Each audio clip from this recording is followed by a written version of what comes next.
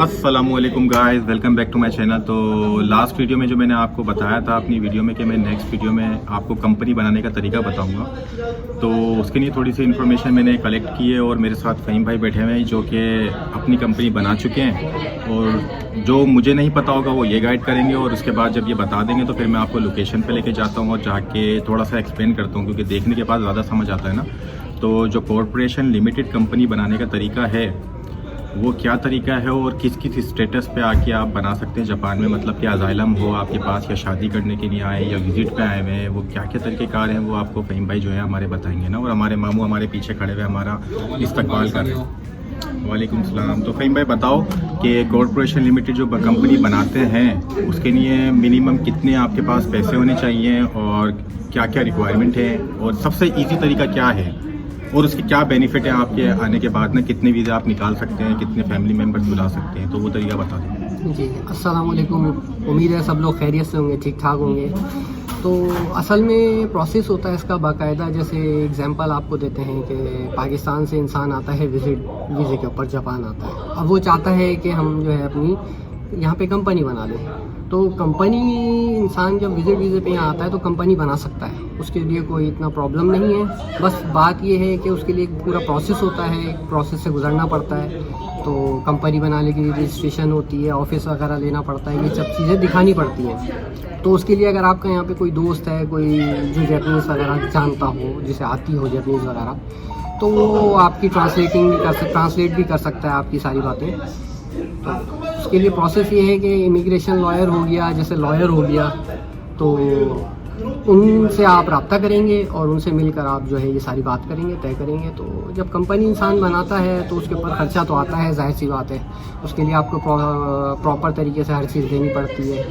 तो at least company बनाने के लिए जो है कम से कम जो है वो 50 मान के करीब पाकिस्तान जापान के वो खर्चा हो जाता है तकरीबन। तो उसके 50 लाख जी 50 लाख जी 50 लाख यन के अंदर ना। तो वो शो करने पड़ते हैं आप, वो 5 लाख यन जो है वो आपको देने पड़ते हैं। इमिग्रेशन लॉयर जो आपकी सारे प्रोसेस से गुजरता है, सब हर चीज़ कराता है, रजिस्टर्ड कराना, जो भी खर्चा होता है XYZ। और जब कंपनी बनाई जाती है तो उसके लिए जाहिर सी बात है आपको इन्वेस्टमेंट करनी पड़ती है। तो 5 लाख यन में आपकी कंपनी की जो है वो रजिस्ट्रेशन हो जाती है और टोटल अकाउंट में जी टोटल अकाउंट के अंदर जो है कम मिनिमम जो है वो आपको पाकिस्तानी 50 लाख रुपए शो करने पड़ेंगे। ठीक है, लेकिन वो है मिनिमम। असल में इंसान कोशिश ये करे कि ज़्यादा से ज़्यादा शो करे। क्यों? क्योंकि आप इनके मुल्क में पैसा इन्वेस्ट करने जा रहे हो, तो जितना ज़्यादा पैसा शो करोगे उतनी आसानी आपको वीज़े के अंदर होगी, आसानी से आपकी कंपनी रजिस्टर्ड हो जाएगी और वीज़ा भी आपको आसानी से लगेगा। ये एक तरीकाकार होता है इसका। ठीक है, तो ये वो तरीक़ेकार था कि जिसके तरीके से आप जापान में आप आ सकते हैं और आने वाले वक्त में अपनी फैमिली को बुला सकते हैं। और इसके अंदर जो 5 लाख हैं जो आप इन्वेस्ट कर रहे हैं 50 लाख मनी शो कराने के बाद, उसके भी अंदर जो है वो कुछ आप ऐसी जुगाड़े कर सकते हो कि कम से कम पैसा खर्च हो, सस्ते एक वैलीज में जाके आपने ज़मीन ले लेनी है, उसके बाद आपने एक कैंटीना टाइप का बॉक्स ले लेना है, अपना ऑफिस बना लेना है, फैक्स मशीन और लैंडलाइन ले लेनी है। उसके बाद जो है वो कम से कम किराए की ज़मीन लेने के बाद जो है वो मंथली आपकी जो है वो कम हो जाता है ना। तो ये वो तरीका है। इसके बाद जो है वो फ़हीम भाई को मैं अल्लाह हाफ़िज़ खाऊंगा और आपको थोड़ी सी किसी जगह पे ले आके दिखा के थोड़ा सा एक्सप्लेन करता हूँ कि ज़मीन किस तरह की होती है और उसको किस तरीके से आप बात कर सकते हो ना। अच्छा, एक बात आपको और बता दूं, जब आप कंपनी बनाते हैं तो उसके ऊपर वीज़ा जो है आपके निकलते हैं, जाहिर सी बात है ना। और सबसे आसानी से जो वीज़ा निकलता है वो निकलता है ट्रांसलेटर का वीज़ा निकलता है ना। क्योंकि जापान मिसाल के तौर पे आप जब जापान में कंपनी बना रहे हैं तो आप एक्सपोर्ट करेंगे, एग्जांपल के तौर पे। जब आप एक्सपोर्ट करते हैं तो आप जैसे पाकिस्तान या इंग्लैंड या किसी भी कंट्री आप एक्सपोर्ट करने जा रहे हैं तो आपको उसके लिए मिसाल के तौर पे आपको इंग्लिश ट्रांसलेटर की ज़रूरत है, जिसे इंग्लिश आनी चाहिए। तो उसमें फिर इंग्लिश ट्रांसलेशन का वीज़ा निकल जाता है, फिर ये कि मैनेजर वगैरह का भी वीज़ा निकल जाता है। ये बॉस के बाद के वीज़े हैं, जो एक बॉस जो कंपनी रजिस्टर करा रहा है उसका वीज़ा तो निकल ही रहा है और फ्यूचर में वो जो वीज़े निकलवाता है वो किस स्टेटस के होंगे वो बता रही है जी। सिर्फ यही वीज़े निकल सकते हैं। जैसे मिसाल के तौर पे अगर आप चाहते हैं कि डेंटिंग का वीज़ा निकाल लें, पेंटिंग का निकाल लें, तो ये नहीं निकलते ना जापान में। वाइफ और बच्चों का तो निकल ही जाता है। वाइफ और बच्चों का तो आसानी, वो तो भी डिपेंडेंट होता है, तो उसका इतना बड़ा कोई प्रॉब्लम नहीं होता है। वाइफ को वीज़ा आसानी से देते हैं, बहुत ज़्यादा। तो तकरीबन ये है कि अगर 50 लाख शो मनी के बाद और 5 लाख की इन्वेस्टमेंट के बाद जो है अगर आप बिज़नेस यहाँ पे स्टार्ट करते हैं तो कितने लोगों को आप बुला सकते हैं फ्यूचर में ना। तो देखा जाए तो कुछ भी नहीं है। और इसका और आगे आगे क्या तरीक़ेकार है वो मैं आपको लेके चल के दिखाता हूँ। अभी फ़हीम भाई को अल्लाह हाफिज़ बोलता हूँ, इनको भी जाना भी है तो कंटिन्यू करता हूँ। ओके फ़हीम भाई, बहुत भाई, ओके, बहुत शुक्रिया।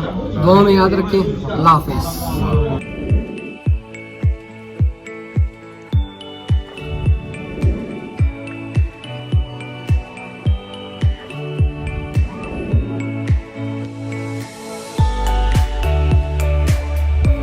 तो गाइस ये वो इन्फॉर्मेशन थी जो आप लोगों के साथ शेयर करना चाहता था कि कंपनी किस तरीके से रजिस्टर की जा सकती है और उसका तरीक़ेकार क्या है और कितनी इन्वेस्टमेंट चाहिए। तो फ़हीम भाई ने जैसा कि बताया कि 5 लाख यानी तक के जो हैं आपके जो हैं वो यूज़ किए जाएंगे और 50 लाख तक की शो मनी होनी चाहिए। अब 5 लाख के बाद का जो अगला स्टेप है वो यहाँ से मैं शुरू करता हूँ कि उसके बाद जो है आपकी जो लॉयर की फ़ीस है जो कि आपको गाइड करेगा पूरे प्रोसेस के दौरान जब तक आपकी एलिजिबिलिटी नहीं निकलती है। तो उसका काम रहेगा कि आपका सारे काम को जो है ना वो प्रॉपर तरीके से सारे डॉक्यूमेंट्स को क्लियर रखिए। ये हो गए 1 लाख, सही है। 5 लाख से हो गए 6 लाख। अब उसके बाद आपको एक ज़मीन किराए पे लेनी है जो कि आपको पहले मैं बता चुका हूँ। उसके बाद उसको ज़मीन को जो है वो ऑफिस बनाना है। तो टोटल मिला के उसका ख़र्चा भी 1 लाख रखते हैं, मतलब 7 लाख का ख़र्चा आएगा आपका ना। तो ज़मीन में आपको थोड़ा सा दिखा देता हूँ। और ऑफ़िस के अंदर आपकी जो है वो फैक्स मशीन होनी चाहिए, आपका फ़ोन लैंडलाइन नंबर होनी चाहिए और उसके बाद जो है वो एक ऑफ़िस टेबल और एक चेयर हो जाएगी। तो आपका जो है वो सारा जो है जितना भी जो इन्वेस्टमेंट का जो ख़र्चा है वो यहाँ पे आके स्टॉप हो जाता है। फिर वो मंथली आपका जो भी ख़र्चा बनता है वो बनेगा ना। तो छोटी से छोटी ज़मीन लेने के ऊपर आपको कम से कम भी जो है वो 20,000 यन की अगर शहर से थोड़ी सी दूर है तो वो मिल जाती है। और इसके अलावा आपका जो है वो इलेक्ट्रिसिटी का बिल आएगा और उसके बाद टेलीफोन का बिल आएगा। तो इतना ज़्यादा ख़र्चा नहीं है अगर आपको ये वीज़ा निकालना है बिज़नेस का। जब एक दफ़ा आपका वीज़ा निकल जाता है एज अ बॉस तो उसके बाद आप अपनी लेबर पे या आपके पार्टनर के ऊपर बहुत सारे वीज़े निकाल सकते हैं, साल करके, एक साल के बाद किसी का भी निकाल सकते हैं। तो मैं यहाँ पे जहाँ खड़ा हूँ ये जो है वो 1 लाख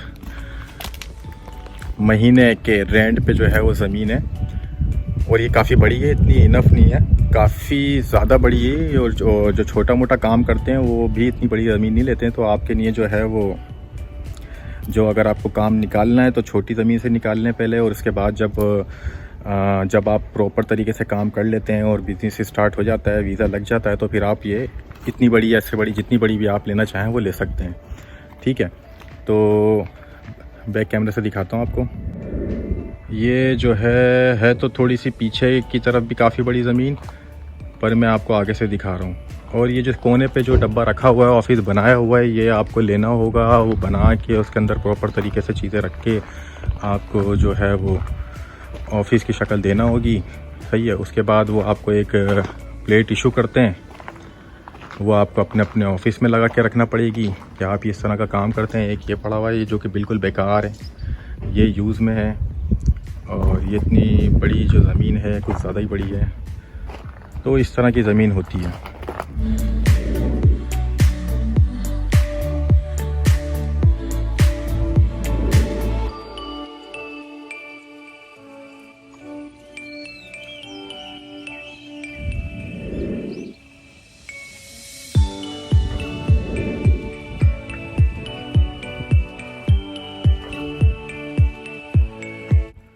तो ये सब था जो कि मैं आप लोगों के साथ शेयर करना चाहता था। उम्मीद करता हूँ आपको वीडियो मेरी समझ आई होगी और पसंद भी आई होगी, क्योंकि इतना ज़्यादा अच्छे तरीके से मैं समझा नहीं पाता, लेकिन कोशिश पूरी करता हूँ ना। और सॉरी उन लोगों के लिए जो कि मुझे जो है वो रातों को कॉल करते हैं और मैं उनको आंसर नहीं दे सकता। तो प्लीज़ फेसबुक अगर आप ऐड कर लेते हैं तो प्लीज़ टाइम का फ़र्क देखें। 4 घंटे हम आपसे आगे हैं। अगर आप आपके रात के वहाँ के 10 बजे के हिसाब से कॉल करते तो हमारे रात के 2 बज रहे होते हैं। तो उसके लिए मैं माज़रत चाहता हूँ। और इसके अलावा ये कहना चाहूँगा कि अगर आपको इस वीडियो के बाद जो है कुछ सवालात आपके दिमाग में आते हैं तो मैं नीचे जो है अपने मामू का नंबर छोड़ देता हूँ। तो आप जो है वो छोटे मोटे सवालात हों तो वो पूछ सकते हैं ना उनसे किसी भी टाइम पे। तो अब मुझे इजाज़त दीजिए। उम्मीद करता हूँ आपको वीडियो समझ आई होगी। अल्लाह हाफिज़।